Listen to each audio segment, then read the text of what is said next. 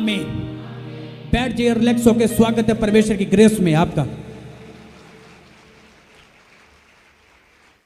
मैंने कहा जोर से तारीफ करें। स्वागत है परमेश्वर की ग्रेस में आपका।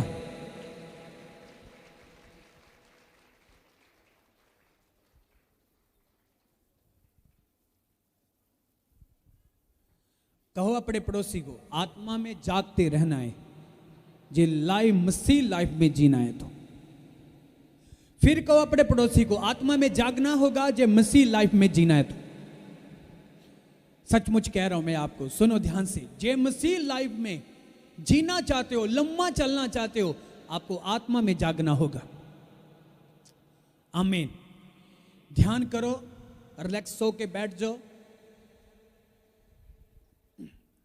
मैंने फिर कहा आपको कि जे अब लंबा जीना चाहते हो आत्मा में,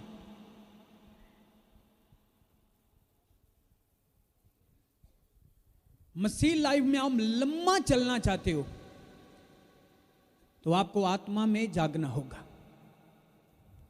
जो लोग आत्मा में नहीं जागते, उनके पास मसा नहीं है, उनके पास वरदान नहीं है, उनके पास अधिकार नहीं है। जिसके पास मसा नहीं है, आत्मा नहीं है, वरदान नहीं है, अधिकार नहीं है, वो कभी भी शत्रु के ऊपर विजय नहीं पा सकता, कभी फतेह नहीं पा सकता। जो वो चाहता कि मैं शत्रु के ऊपर फतेह पाऊं, विजय पाऊं, तो उसे आत्मा में क्या करना होगा? ऊंची आवाज में बोलो, क्या करना होगा? आत्मा में उसे जागना होगा। आज बहुत सारे मसीह लोग सो चुके हैं आत्मा में। उनको लगता है कि हम जागते हैं, पर वो सो चुके हैं। क्योंकि जागने वाला, आत्मा में जागने वाला डेली प्रार्थना करता है। आत्मा में जागने वाला फास्टिंग करता है। आत्मा में जागने वाला वचन को पूरा करता। वो कभी व्यभिचार नहीं करता, वो कभी बुरा नहीं देखता, वो झूठ नहीं बोलता, वो गालियां नहीं निकालता, वो चुगली नहीं करता, वो प्रार्थना करता। हर संडे चर्च आता है, उसे कहते हैं वो जागता है। किसमें? आत्मा में। तो वो मसीह में लम्बा चलेगा, वो मसीह के साथ साथ रहेगा। इस दुनिया में भी मसीह उसके साथ, वो मसीह के साथ, मरने के बाद भी मसीह उसके साथ, वो मसीह के साथ।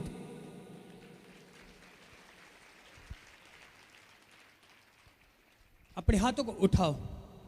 मैंने कहा अपने हाथों को हिला के कहो, परमेश्वर वचन 100 गुना फल लेके आए। आमीन।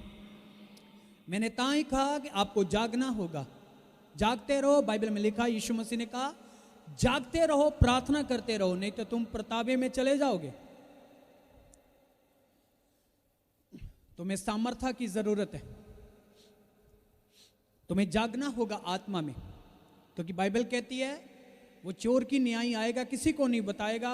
वो घड़ी, वो टाइम कोई फिक्स नहीं है। जब आप कहें कि वो टाइम फिक्स हो चुका है, वो डेट फिक्स हो चुकी है, वो महीना, वो साल फिक्स हो चुका है कि जब जीसस क्राइस्ट आएगा मैं उस समय बपतिस्मा ले लूंगा, तौबा कर लूंगा, पाप छोड़ दूंगा। देखा जाएगा, जब आएगा टाइम तो देखा जाएगा। बाइबल में लिखा किसी को बता के नहीं आएगा जब इस पृथ्वी पर आएगा। डायरेक्ट आएगा, किसी को नहीं पता होगा। पर बाइबल में लिखा जो आत्मा में सो चुके हैं उनका मुश्किल है, पर जो आत्मा में जाग रहे हैं,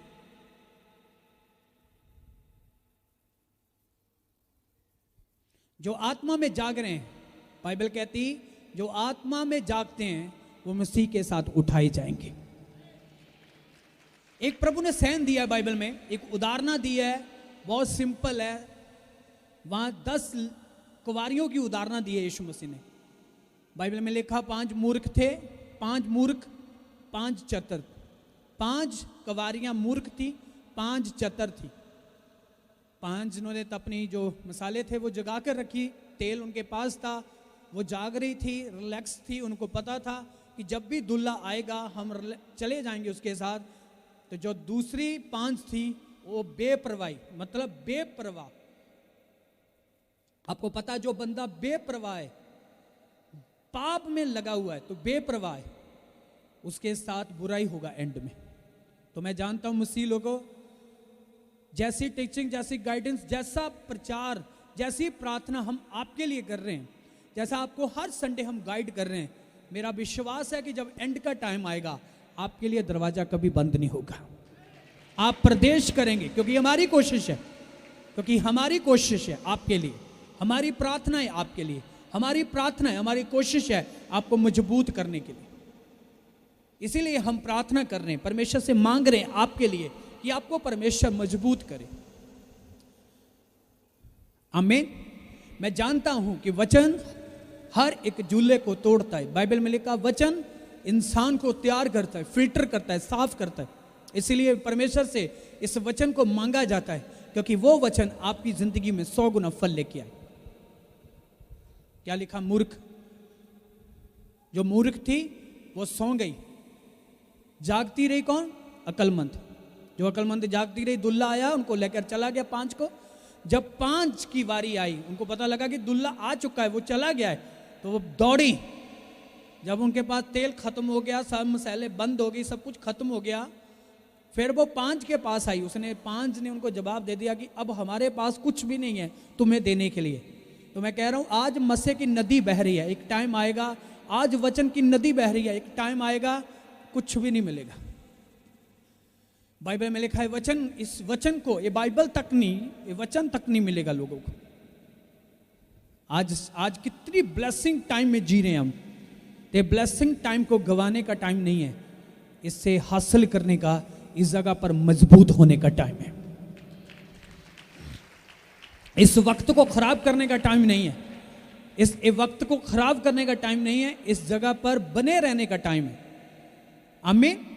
आपको बने रहना है, अड़े रहना है, खड़े रहना है परमेश्वर के वचन के अनुसार, जागते रहना है कि जब भी आए मैं तैयार हूं उसके साथ जाने के लिए। जब अंदर से जब आवाज दी, दरवाजा बंद हो गया, कि उसने कहा कि राजा, उन 5 ने कहा कि राजा हमें भी अंदर, हमें भी अपने साथ लेकर चल, हम भी तेरे साथ अंदर जाना चाहते हैं।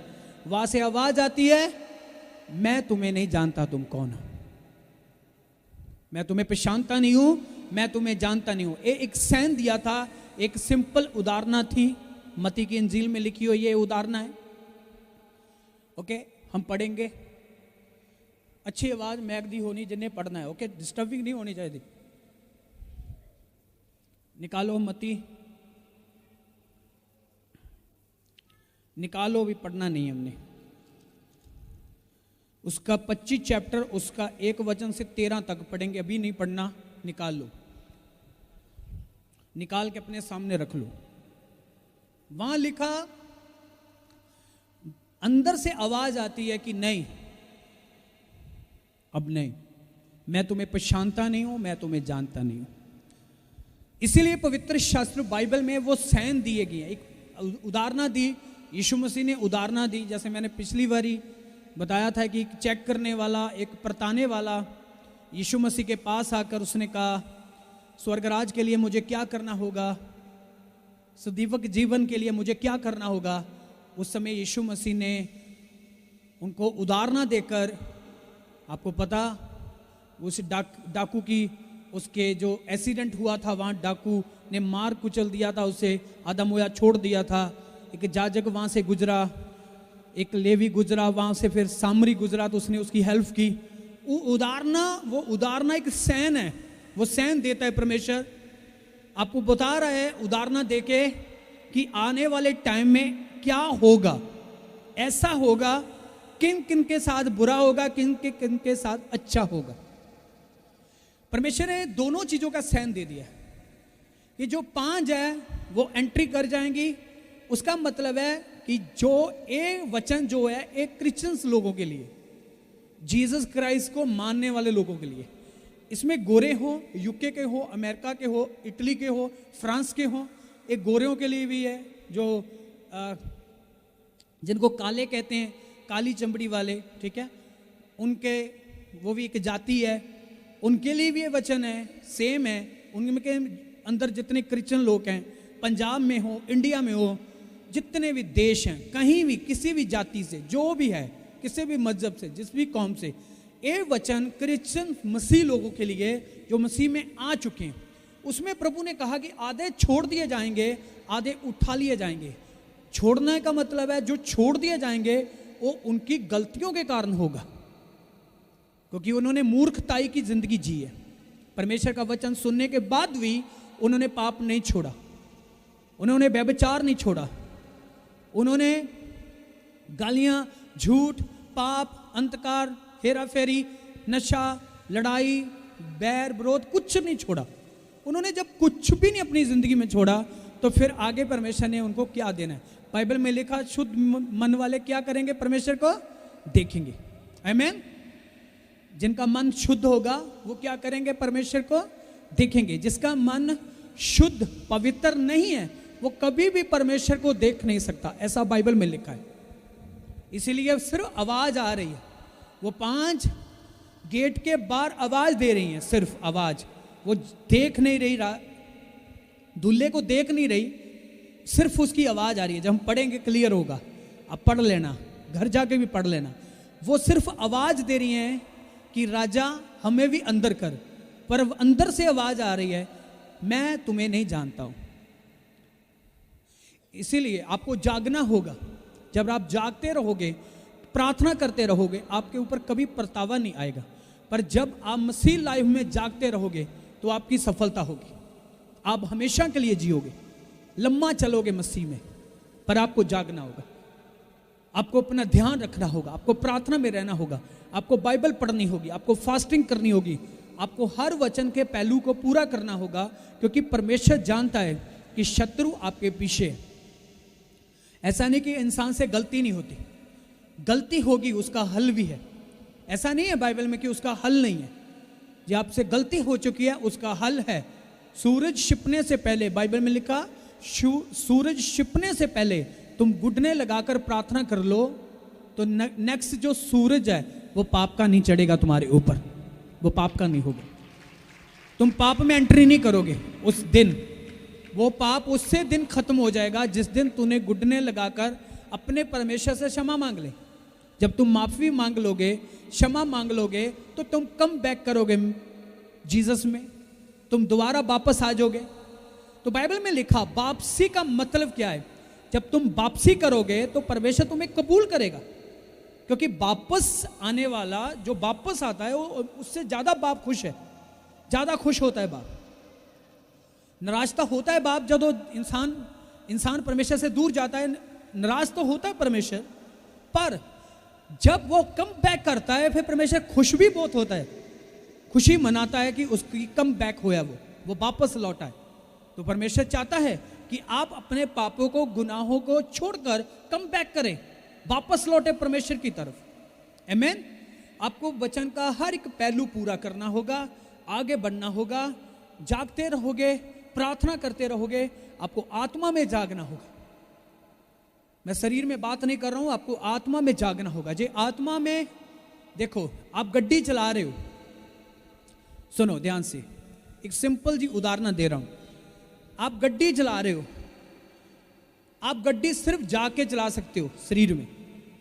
जब आप गड्डी चलाते सो जाओगे, कितने एक्सीडेंट होते हैं, सिर्फ क्यों होते हैं? ज़्यादा रात के टाइम में, जब दिन को कई मौके गाड़ी चलाने वाला ड्राइवर सो जाता है, जब वो सो गया तो गाड़ी ठोक देगा, दूसरों को भी मार देगा, खुद भी मर सकता है। आपको समझ आ रही है क्या कह रहा हूं मैं? आप गाड़ी चलाओगे, सिस्टर तो नहीं, चलो ज़्यादा चलाते, ब्रदर चलाते, बाइक भी चलाते हैं आप बाइक चला रहे हो, गाड़ी चला रहे हो, सौ के चलाते हो, जाग के चलाते हो? बोलो। अपने गाड़ी जाके चला रहे हो ना, तो आपके अंदर जो आत्मा है, आपकी बॉडी का स्टीयरिंग उसके हाथ में है।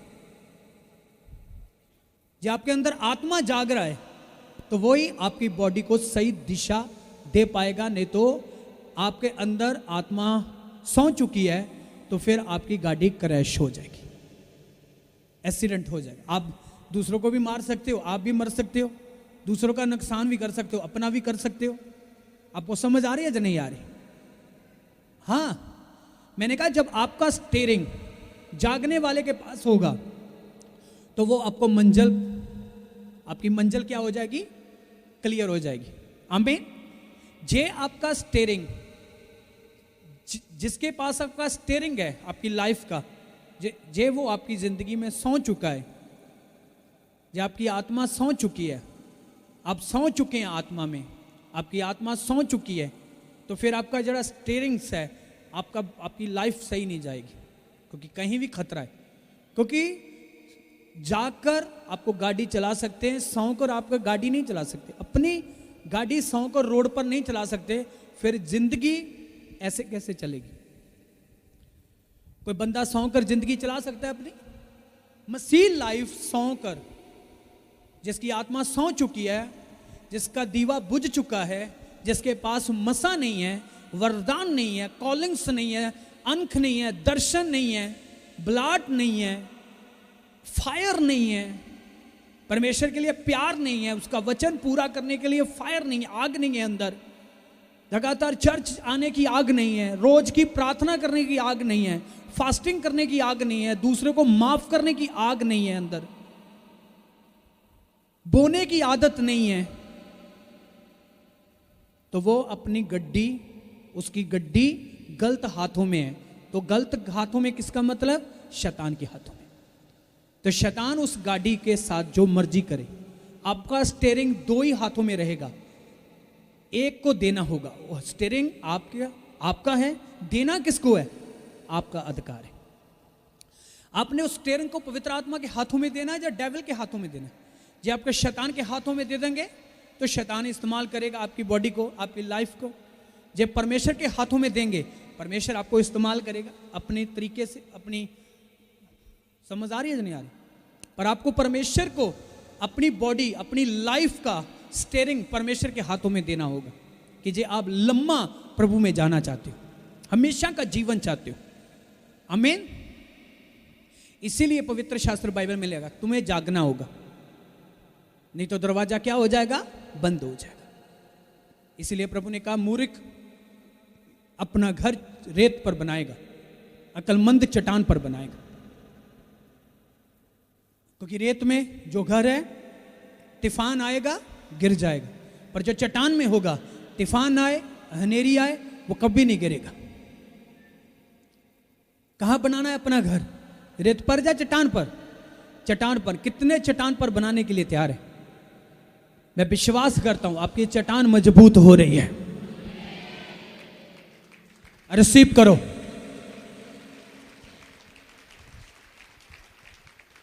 जोर से बोलो हालेलुया।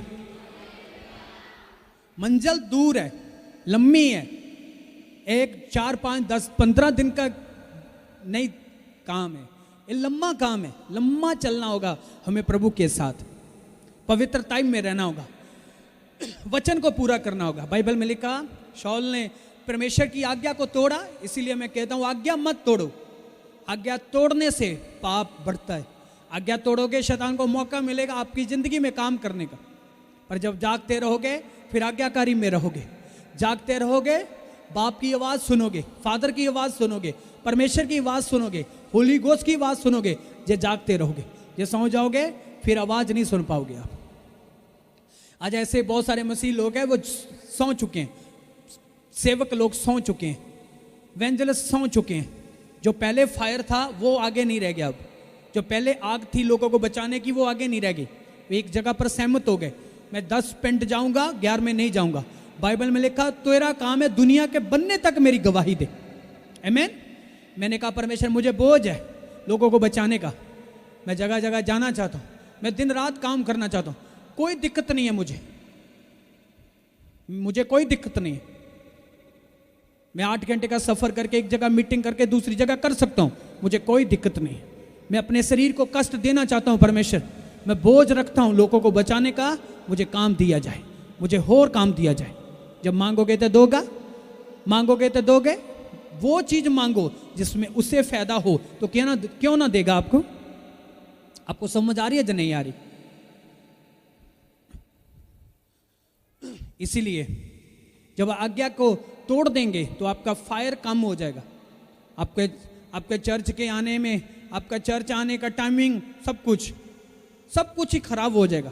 क्योंकि जब आप फायर से बाहर निकल गए, मस्से से बाहर निकल गए, आज्ञाकारी से बाहर निकल गए, सीधा है कि दुष्ट के हाथों में चले जाओगे। क्या लिखा? शाऊल ने जब भी आज्ञा तोड़ी, परमेश्वर ने कहा वो सारी चीजों को खत्म कर देना, और उसने अपनी मर्जी को पूरा किया। मैंने कहा बाइबल नहीं कहती कि तू अपनी मर्जी के साथ चले, नहीं कहती। ये परमिशन नहीं देती बाइबल आपको। टीम हो, वर्शिप्स लीडर हो, काम करने वाला हो, बड़ा हो छोटा हो, मैं हो, मेरी वाइफ हो, मेरे बच्चे हो, आप हो, बाइबल किसी को भी ये परमिशन नहीं देती आप अपनी मर्जी पर चले। बाइबल कहती है मेरी आवाज सुन, मेरी आज्ञा को मान, जो मैं कहूंगा वो तुम्हें करना होगा। पर उसकी आवाज हम ताई सुन सकते हैं जब हम जाग रहे हैं, आत्मा में जाग रहे हैं, तो फिर ही हम परमेश्वर की आवाज सुन सकते हैं। जे हम जागते नहीं हैं फिर हम परमेश्वर की आवाज नहीं सुन सकते। हमें जागना होगा उसकी आवाज सुनने के लिए, आत्मा में। कहता है जागते रहो, प्रार्थना करते रहो। जागने का मतलब है जब मर्जी मसीह आ जाए हम तैयार हैं। आत्मा में हम जाग रहे हैं, मसीह आज आ जाए, कल आ जाए, परसों आ जाए, हम तैयार हैं। हमें पता है कि जब वो आएगा हम उसके साथ 100% उठाए जाएंगे। आज बहुत सारे लोगों को वहम है कि पाप करते रहो तो हम उसके साथ चले जाएंगे। ऐसा कभी नहीं हो सकता। वो 5 तो 5 की तरह होगा।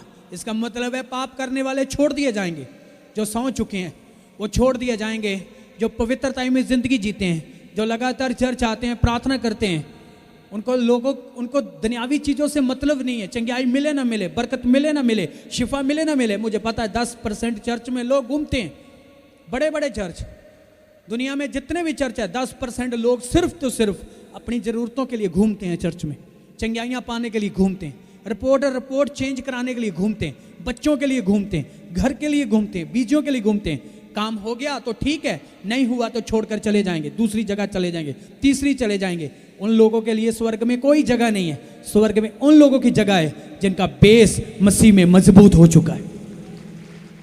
मैंने कहा आपकी तारीफ छोटी है चर्च, घूमने वाला घूमता ही रहेगा। इसीलिए प्रभु यीशु मसीह ने कहा था तुम इतने पति कर चुकी हो, जो तेरा ये है ये भी तेरा पति नहीं है, क्योंकि तू पहले ही इतने पति कर चुकी हो। क्योंकि घूमने वाला घूमता ही रहता है, ठोकरा खाने वाला ठोकरा ही खाता है। जिसको पता लग गया है मेरा स्टैंड है, ये मेरा घर है, इस जगह पर मुझे मसा मिल रहा है, इस जगह पर मेरी सप्लाई है, वो भी डायरेक्ट मुझे मिल रही है, तो मैं यहाँ से कभी हिलूँ ना उधर ना उधर ना उधर, क्योंकि सच्चाई में जी रहा हूँ मैं। सच्चाई में आकर सच्चाई का वचन खा रहा हूँ मैं, सच्चा वचन खा रहा हूँ मैं, तो मुझे खाना चाहिए, लगातार खाना चाहिए। आमीन। उसने क्या किया कि अच्छी भेड़ वगैरह ऐसी चीज़ें जो अच्छी लगी, उसने परमेश्वर की आज्ञा को नहीं माना, उसने अपने मन की सुनी तो रख लिया, आज्ञा टूट गई। बाइबल में लिखा आज्ञा के बाद शौल के ऊपर क्या हुआ, शौल के ऊपर क्या हुआ, बाइबल में लिखा उसको दुष्ट आत्मा मिला। जहाँ आशीष मिलनी चाहिए थी वहाँ दुष्ट आत्मा मिला, क्योंकि जब वचन पूरा करता तो आशीष मिलती, वचन ना पूरा किया तो क्या मिला, दुष्ट आत्मा मिला। आज भी मैंने बहुत सारे बच्चों को समझाता हूँ, गाइड करता हूँ इनको कि जब मेरी आज्ञा तोड़ोगे, जब मैं आपको हुक्म देता हूँ आप आज्ञा तोड़ोगे, चर्च को हुक्म दे रहा हूँ आप आज्ञा तोड़ोगे, क्योंकि बाइबल के अनुसार प्रभु ने अपने नबियों को ठहराया, दासों को। क्या लिखा प्रभु के वचन में, आप घर जितनी मर्जी बाइबल पढ़े, पर जो इस जगह पर परमेश्वर आपसे बात करता है वो आपके लिए आपका जवाब है। जब आप घर में प्रार्थना करोगे, आप घर में बाइबल पढ़ोगे, चर्च में आकर आपको हर एक चीज का उत्तर मिलेगा, जवाब मिलेगा, क्योंकि इस जगह पर आप घर जवाब पाओगे। आप परमेश्वर को कहोगे मुझे जवाब चाहिए परमेश्वर इस बात का, वो आपको घर आपके रूम में नहीं मिलेगा, वो चर्च में अपने दास के द्वारा ही आपको जवाब देगा। समझ आ रही है? वो डायरेक्ट नहीं, जे आपके वो घर आना आकर आपको जवाब देने लगा तो फिर आप कोई भी वचन पूरा करने चर्च नहीं आओगे। आप तो कहोगे हमें तो घर ही प्रभु मिल रहा है, घर ही हमें जवाब मिल रहा है, घर हमारी चंगाई हो रही है, हमें चर्च जाने की क्या जरूरत है, हमें भेंट देने की क्या जरूरत है, हमें प्रचार सुनने की क्या जरूरत है, हमें किसी के अधीन कानून के नीचे रहने की क्या जरूरत है, हमें सख्ताई की बातें सुनने की क्या जरूरत है, हमें किसी के दबके सुनने की क्या जरूरत है। हम तो घर बैठे अपना उत्तर पालेंगे। ऐसा कभी नहीं होता, क्योंकि प्रभु ने अपने दास को ठहराया कि मैं बात करूंगा तो उसके अंदर से करूंगा, नहीं तो नहीं करूंगा। कहता जहां मेरा दास होगा वहां मैं खड़ा हूंगा, तो जो वो बोलेगा वो ही मेरी आवाज होगी, जो उसको ना सुनेगा वो मुझे रिफ्यूज करेगा, मुझे रद्द करेगा, तो जो मेरे दास को सुनेगा वो मुझे सुनेगा। आपको समझ आ रही है या नहीं आ रही? इसलिए उसने गलती की, दुष्ट आत्मा मिला उसे। मैंने इसीलिए कहा आपकी ज़िंदगी में आप कन्फ्यूज रहेंगे, पाप में रहेगी आपकी ज़िंदगी, दुष्ट आत्माएं पकड़ लेंगी आपको, जे आप अपने अगुए की आवाज़ नहीं सुनोगे। कई मौके लोगों को पता भी नहीं लगता, उनको लगता कि मैं प्रभु में सही हूँ, पर ऐसा नहीं होता। ऐसा था, ये औरत ये भी सोचती थी 5, जैसी उदाहरण सहन दिए प्रभु ने, ये भी सोचती कि आसानी से हो जाएगा, कि कोई बात नहीं है, हम आसानी से स्वर्ग चले जाएंगे, दुल्हा आएगा तो चले जाएंगे। पर उनको नहीं पता था कि आगे क्या होने वाला। इसीलिए हर बंदे को ऐसा ही लगता है कि मैं मसीह में बहुत सही हूँ, पर चेक करो, अपने आप को चेक करो कि भी दीवा बुझ तो नहीं चुका। जब हम आज्ञाकारी नहीं मानेंगे, आप अपने आप को जितना मर्जी कहो कि मैं सही हूँ, पर जितना जगह आप आज्ञा नहीं मानोगे, मैं कहता हूँ परमेश्वर का दास कि आप सही नहीं है। मैं इस बात पर आपको फेल करता हूँ, रिफ्यूज़ कर देता हूँ कि जे आप कहें हाँ मैं तो मसीह में बहुत सही चलता हूँ, नहीं, जे आप आज्ञा मानते हैं तो मैं आपको कहता हूँ, मैं पास कर देता हूँ कि आप सही हैं। जे आप आज्ञा नहीं मानते तो आप अपने आप को जितना मर्जी सही कहें, पर आप सही अभी नहीं हैं, क्योंकि आप आज्ञा तोड़ते हैं। बाइबल में लिखा, शाऊल ने आज्ञा तोड़ी तो घबराहट का आत्मा उसके ऊपर आया। अब्राहम ने आज्ञा मानी तो परमेश्वर ने उसे पुत्र दिया। कितने साल के बाद दिया? बाइबल में लिखा, परमेश्वर जो करे वो प्लानिंग के साथ करता है। आमीन। परमेश्वर की योजना है आपको उठाने की, परमेश्वर योजना के साथ काम कर रहा है कि आप उठाए जाएं। परमेश्वर ने इसीलिए आपको चुना है कि आप स्वर्ग राज में उसके साथ रहें। आमीन। तो इस मौके को, इस टाइम को गवाओ मत, इसकी इज्जत करो, इस ग्रेस की, इस मसीह की इज्जत करो, इस वचन की इज्जत करो। परमेश्वर ने जो आपके लिए खड़ा किया, परमेश्वर ने आपके लिए ठहरा दिया, उसकी इज्जत करो, उसको फॉलो करो। जो जागते रहो, क्योंकि जे जागते हो तो तुम मेरी आवाज़ सुन सकते हो। पीछे, आगे, साइड पर जितने लोग बैठे हैं, ये तो मेरी आवाज़ सुन रहे हो, आप जाग रहे हो तो मेरी आवाज़ सुन सकते हो, फॉलो कर सकते हो। जे आप जागते नहीं हो तो आप फॉलो कभी नहीं कर सकते। आपको समझ आ रही है या नहीं आ रही? हालेलुया। अपने हाथों को उठा के बोलो हालेलुया। बाइबल में लिखा, परमेश्वर ने पैगाम दिया नूह को, क्योंकि नूह के टाइम में, जब नूह का टाइम था, उस समय ये जो सैन प्रभु यीशु मसीह नवे नेम में दे रहे हैं अपने चेलों के द्वारा, डायरेक्ट बातें कर रहे थे अपने चेलों के द्वारा। ये सैन जो है कि बंद हो गया दरवाजा, ऐसा होगा, दरवाजा बंद हो गया, उसके बाद वो कह रहे हैं कि हाँ हम अंदर आना चाहते हैं। वहां से आवाज आ रही है, चेहरा नहीं दिख रहा दूल्हे का, पर अंदर से आवाज आ रही है, मैं तुम्हें जानता नहीं हूं, तुम कौन हो। अब चले जो दरवाजा बंद हो गया, उससे एक ऐसा एक्सीडेंट जो सच्चा है। इस जगह तो उदाहरण प्रभु दे रहे हैं, पर प्रभु को पता है पहले भी ऐसा कुछ हुआ, आगे भी होगा। वो पृथ्वी पर हुआ था, जो प्रभु 5 कवारियों की, 5 मूर्खों की उदाहरण दे रहे हैं, वो एक्सीडेंट जो भी होगा, एंड में क्रैश होगा, जो सब कुछ वो नीचे ही होगा। 5 उठाए जाएंगे, 5 छोड़े जाएंगे। इसका मतलब क्या? टोटल कलीसिया नहीं उठाई जाएगी, सिर्फ पवित्र कलीसिया ही उठाई जाएगी। पवित्र कलीसिया, क्योंकि जो पवित्र कलीसिया होती है वो चुनी होती है, वो आज्ञाकारी में रहती है, वो वचन पूरा करती है, वो हर संडे चर्च आती है, वो प्रार्थना करती है, वो बाइबल पढ़ती है, वो वाचा के हर एक पहलू को पूरा करती है। उसे कहते हैं पवित्र कलीसिया। तो बाइबल में लिखा, पवित्र कलीसिया क्या होगा? पवित्र कलीसिया उठाई जाएगी। आमीन। कितने लोग सहमत हैं? पवित्र मतलब पवित्र कलीसिया, क्योंकि बाइबल कहती है पवित्र लोग परमेश्वर को देखेंगे तो साफ है, शुद्ध मन वाले खुदा को देखेंगे। तो इसका मतलब क्या है कि पवित्र कलीसिया के लिए ही रास्ता ओपन होगा। जो स्वर्ग का रास्ता है वो पवित्र कलीसिया के लिए, पाप में जो कलीसिया है उसके लिए नहीं है। तो मैं प्रार्थना करता हूं, जो कलीसिया पाप में है वो पाप से निकल आए। जो आपके अंदर कोई है, जितने भी है, 10, 15, 20, 25 जितने भी है, मैं प्रार्थना करता हूं आज के वचन के बाद, आज के सूरज छिपने से पहले आप कम बैक कर लें, वापसी करें आज मसीह में, आप फिर दोबारा मजबूती के साथ। आमीन। जोर से बोलो हालेलुया।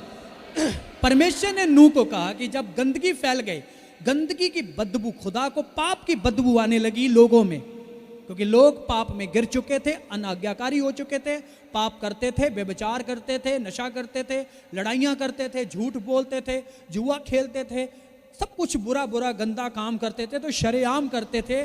कब? नूह के टाइम में। परमेश्वर गुस्से हुआ उन लोगों से, उनको परमेश्वर को उनके शरीरों से, उनकी लाइफ से गंदगी, बदबू, पाप की बदबू आ रही थी वहां से।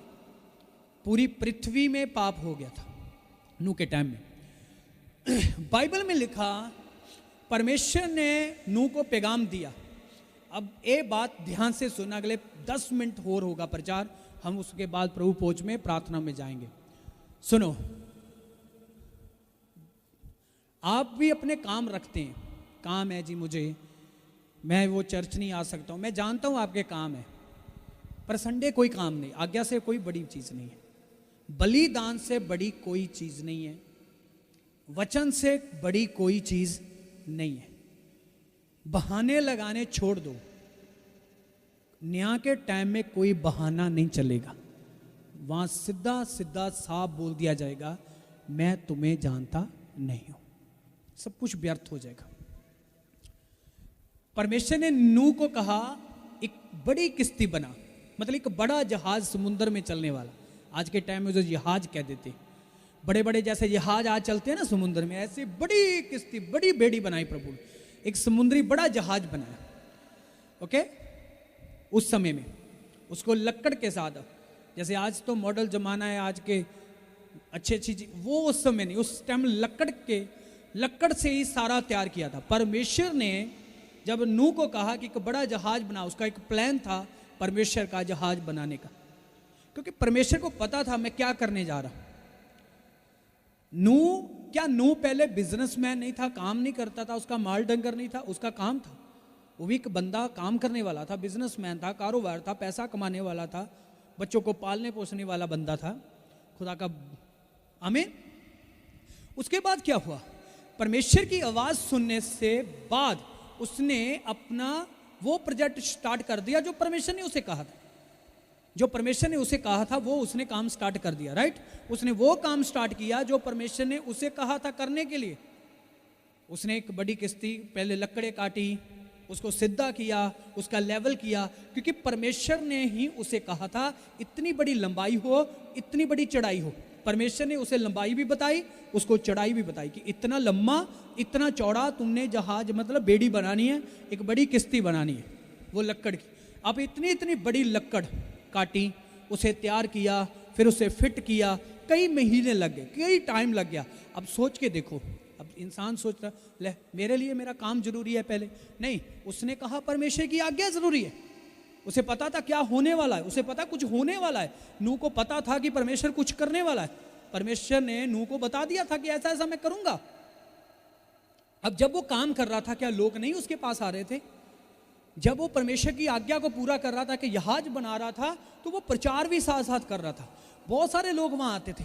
वो कुछ लोग कहते थे, क्या हो गया तुम्हें, मूर्ख है तू, पागल हो गया तू, इतना बड़ा जहाज किस बात के लिए, क्यों बना रहा है? जब वो प्रचार करता था, वो लोगों को कह रहा था तौबा कर लो, माफी मांग लो, कम बैक कर लो मसीह में, परमेश्वर में, वो तुम्हें माफ कर देगा। वो कहते थे अरे नूह तू तो पागल हो गया, वहां से मजाक करके उसका वहां से चले जाते थे। ऐसा ही चलता था। जब नूह अपने काम में लगा हुआ था, उसे कोई परवाह नहीं थी, उसका काम था प्रचार कर रहा था, वो लोगों को गाइड कर रहा था, वो समझा रहा था, लोगों को शिक्षा दे रहा था कि ऐसा तुम्हारे साथ हो सकता है, बुरा हो जाएगा, बदल जाओ, चेंज हो जाओ। पर नहीं, वो लोग नहीं बदले, वो चेंज नहीं हुए। जब किश्ती तैयार हो गई, टोटल फिनिश हो गया काम सारा, परमेश्वर ने नूह को कहा अब टाइम आ गया, जानवरों के सारे जोड़े लेके जोड़ा जोड़ा जहाज में उस किश्ती में चला जा, अपनी फैमिली को भी उस किश्ती में लेके चला जा।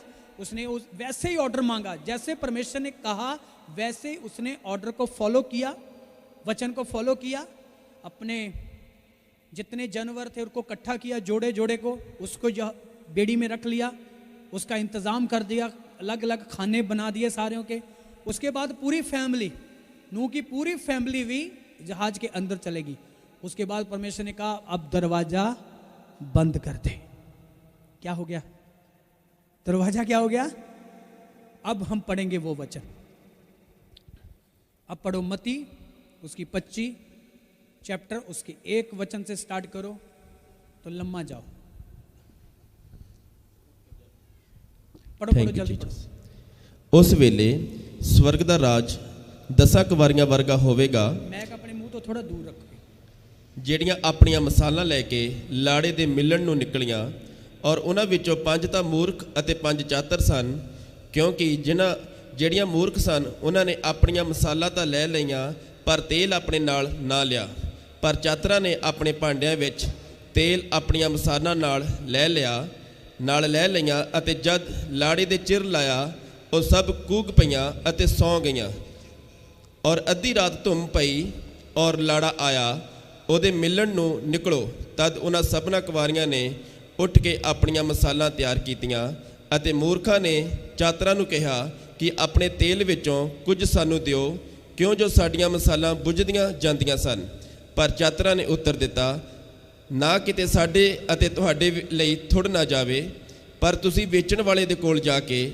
ਆਪਣੇ ਲਈ ਮੁੱਲ ਲਿਆਓ ਅਤੇ ਜਦ ਉਹ ਮੁੱਲ ਲੈਣ ਗਈਆਂ ਲਾੜਾ ਆ ਪੁੱਜਿਆ ਅਤੇ ਜਿਹੜੀਆਂ ਤਿਆਰ ਸਨ ਉਹਦੇ ਨਾਲ ਵਿਆਹ ਦੇ ਵਿੱਚ ਵੜੀਆਂ ਅਤੇ ਬੂਹਾ ਮਾਰਿਆ ਗਿਆ ਔਰ ਪਿੱਛੋਂ ਦੂਸਰੀਆਂ ਕੁਵਾਰੀਆਂ ਵੀ ਆਈਆਂ ਅਤੇ ਬੋਲੀਆਂ ਇਹ ਮਹਾਰਾਜ ਸਾਡੇ ਲਈ ਖੋਲ ਦਿਓ पर उन्हें उत्तर दिता थोड़ा बैक जाओ फिर दरवाजे हे महाराज साडे लिए खोल दियो। हाँ क्या हो गया दरवाजा क्या हो गया था बंद हो गया था महाराज मतलब राजा दुल्ला जो भी है जिससे भी पुकारना है खोल दो वहां से आवाज आई क्या आवाज आई पर उन्हें उत्तर दिता मैं तानू सच आखदा हाँ जो मैं तुहाडे लई थानू नहीं पछाणदा। हाँ बस मैं तुम्हें नहीं पहचानता हूं ये उदाहरणा थी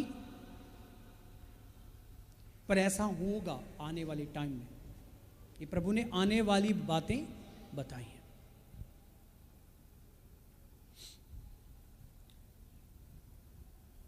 आगे लिखा कोई नहीं जानता उस घड़ी को कोई नहीं जानता उस टाइम को कब वो आ जाए क्या तुम तैयार हो साफ सहन है परमेश्वर के आत्मा के वचन के क्या तुम तैयार हो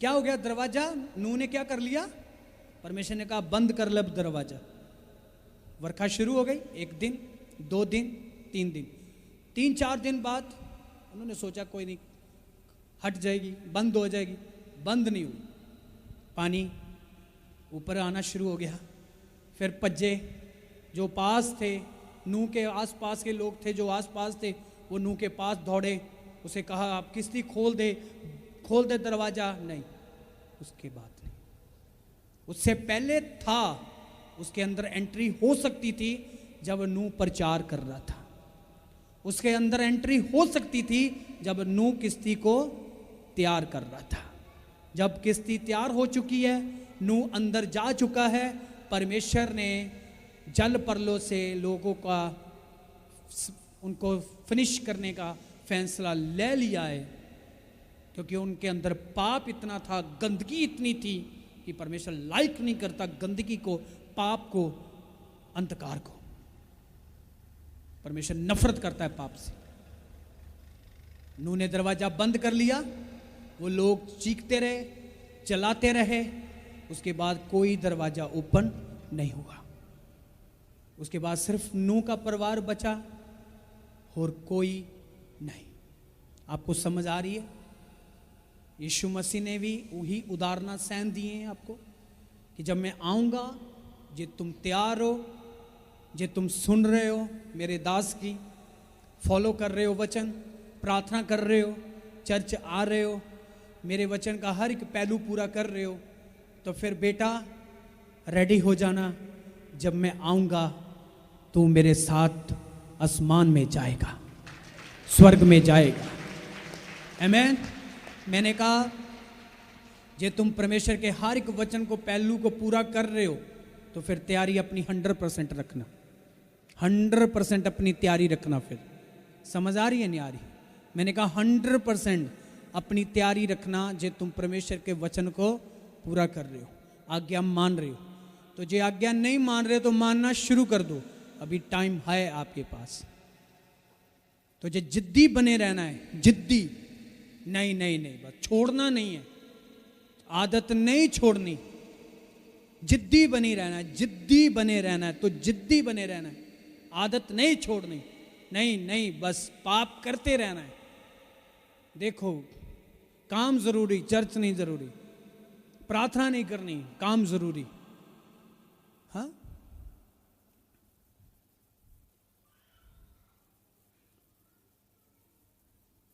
नहीं जी फास्टिंग नहीं करनी, मेरा बीपी बढ़ जाता जब मैं फास्टिंग करूंगी, मेरा बीपी लो हो जाऊंगा मैं फास्टिंग करूंगी, मेरा फलाना हो जाएगा जब मैं फास्टिंग करेंगी। आप फास्टिंग करके तो देखो, शरीर को तकलीफ देखो तो देखो, उस बीपी को कहो कि हाई हो जा, कोई डोंट वेरी, कोई बात नहीं, लो हो जा, कोई बात नहीं, जो मर्जी हो जाए, क्या हो जाएगा, नाड़ी फट जाएगी, दिल क्रैश हो जाएगा, क्या हो जाएगा, उसे कहा होने दो, जो होना होने दो। जब मैं फास्टिंग में मर जूं तो और क्या होगा, जब मैं फास्टिंग में भी मर जूं तो मैं फास्टिंग तो कर रहा हूं ना, परमेश्वर का वचन तो पूरा कर दिया। पर ऐसा कभी हो ही नहीं सकता कि आप प्रभु के लिए कुछ करें तो आपका वाल विंगा हो जाए। तो मैं ऐसा आपको कह रहा हूं, मैं आपको आपका विश्वास के, ये आपका विश्वास है, आप कह सकते हैं मैं इतनी दिन फास्टिंग करूंगा, मैं 2 दिन फास्टिंग करूंगा, कोई बात नहीं, कुछ भी हो जाए मेरे साथ, मुझे कोई दिक्कत नहीं, शुगर हाई हो जाए, कम हो जाए, कोई दिक्कत नहीं, क्या फर्क है, क्या फर्क है, ये झूठ की दुनिया है। चले जाऊंगा तो अच्छी जगह चले जाऊंगा, कोई फर्क नहीं है। समझ आ रही है कि नहीं आ रही? जितना चिक परमेश्वर चाहेगा, जितना तक तुमसे वर्शिप चाहता है करानी, महिमा चाहता है, कोई दुनिया की ताकत नहीं तुझे मार सकती। कोई शुगर नहीं, कोई बीपी नहीं, कोई हार्ट की बीमारी नहीं, कोई कैंसर नहीं, कोई दुष्ट आत्मा नहीं।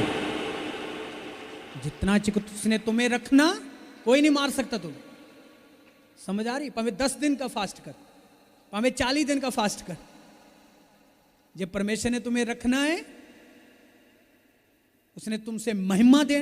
अब जरा बंदा 40 दिन का फास्टिंग करेगा, 10 दिन की फास्टिंग करेगा, उसका नुकसान कैसे होने देगा परमेश्वर? परमेश्वर तो ईमानदार लोगों को ढूंढ रहा है। ईमानदार लोगों के ऊपर अटैक प्रभु पसंद नहीं करता। आपको समझ आ रही है कि नहीं आ रही? अटैक होंगे, आपका काम नहीं है लड़ना, वो खुद लड़ेगा, वो आपको फतेह देगा। मैंने कहा आपका घराना, आपकी लाइफ, आपके बच्चे, आपके बुजुर्ग, आपकी वाइफ, आपका पति कम बैक करने जा रहे हैं मसीह में। गवाही दो अपने परिवार में। ऐसा नहीं है कि आपकी पत्नी नहीं जी मेरी पत्नी चर्च नहीं आती। आप अपनी पत्नी को गाइड करो, बोझ रखो अपने परिवार को बचाने का, बोझ रखो अपने बच्चों को बचाने का। मैंने देखा है कई चर्च में आते अपने बच्चों पर प्रेशर नहीं पाते। आप अपने बच्चों पर उनको गाइड करो, उनको समझाओ, उनके लिए प्रार्थना करो, उनके लिए फास्टिंग करो, उनके लिए बोझ रखो। अब कितनी प्रे कर रहे हैं आपके लिए, बोझ रख के। आपके बच्चों के लिए हमें बोझ है, आपके बच्चे चर्च आए। आपके पति के लिए, आपकी पत्नी के लिए हमें बोझ है कि वो चर्च में आए, बदलें। आपके बुजुर्गों के लिए भी हमें बोझ है कि वो भी प्रभु के घर आए तो स्वर्गराज में चले जाएं। हमें बोझ है, आपको भी बोझ रखना होगा। जे छोड़ दोगे कुछ नहीं होगा, जे कहोगे कोई बात नहीं है। और पति नू किन्ना का समझाया जावे, उसे समझाओ, उसे गाइड करो, उसे वचन दो, उसके लिए प्रार्थना करो। आपका पति पौलुस से खतरनाक नहीं है। मैंने कहा आपका पति पौलुस से खतरनाक नहीं हो सकता। जब पौलुस को परमेश्वर ने बदल दिया तो वही पौलुस जो मसीह लोगों को काटता था, एक दिन मुलाकात हुई, सिर्फ एक मुलाकात ने पौलुस को अपना प्रचारक बना दिया, अपनी सेवा में लगा दिया। वो गवाही देने लग गया यीशु मसीह की। आपको समझ आ रही है? हाँ, कैसे नहीं चेंज होगा? मैंने कहा पौलुस जैसा खतरनाक नहीं है आपका पति, पौलुस जैसे आपके बच्चे खतरनाक नहीं है। निकी निकी मिस्टेक से बस खत्म हो जाएगी जब आप प्रार्थना करोगे फास्टिंग करके। फास्टिंग करनी होगी 5 दिन, 2 दिन, 4 दिन, 10 दिन। सुबह फास्टिंग करो, शाम को खाना खा लो थोड़ा, फिर अगले दिन फास्टिंग करो, 6 घंटे फास्टिंग करो, 7 घंटे फास्टिंग करो, उसमें 5 घंटे प्रार्थना करो। जागते रहो। अपने बच्चों को बचाना चाहते हो, परिवार को बचाना चाहते हो, जागो। अपने आपके घर में अपनी गवाही अपने घर में बनाओ, अपने बच्चों को बचाओ, अपनी फैमिली को बचाओ। जो सिर्फ ऐसा ही है कि कोई बात नहीं, घर वाली आंधी आवे नहीं आंधी ना आवे, आपा तो चलिए, नहीं, ऐसा कोई नहीं चाहेगा। मैं नहीं चाहूँगा कि मेरा परिवार का कोई मेंबर स्वर्ग में ना जाए, मैं कहूँगा सब जाए। आप सोचो कि आप अकेला जाना चाहते हैं, उनको नहीं लेकर जाना, हाँ, उनको भी लेकर जाना है हमने। इसीलिए मैं ये वचन दे रहा हूँ आपको। मैंने कहा कम बैक करेंगे आपका परिवार, फैमिली आएगी आपकी वापस प्रभु में। जो चाह चुके वो आएंगे, जो नहीं है वो भी आएंगे। वापसी करेगी परमेश्वर। बासो प्रो बासो माइसो। उठाओ अपने हाथों को, फायर को रिलीज करो अगले 2 मिनट। मैंने कहा शैतान की शक्तियां, ताकतां इस वचन को आपकी जिंदगी से उधर आधर कभी ना कर सके। ये वचन आपकी जिंदगी में 100 गुना फल लेके आए, उसके लिए हम 2 मिनट फायर को रिलीज करेंगे उन बदरुओं के ऊपर जो वचन के ऊपर, वो वचन को चराने के लिए लोगों के ऊपर अटैक करके उनके बुद्धि को भ्रष्ट कर देती हैं, तो उनके वचन समझ नहीं आता, उनको वचन याद नहीं रहता। मैं प्रार्थना करता हूं गंदी बदरुओं के ऊपर होली गोस्ट के फायर को रिलीज करो अगले 2 मिनट ऊंची आवाज में। जिसका फायर ऊंचा होगा उसके जीवन में 100 गुना फल आएगा यीशु मसीह के नाम से। मैंने कहा जिसका फायर ऊंचा होगा उसके जीवन में फल आएगा 100 गुना।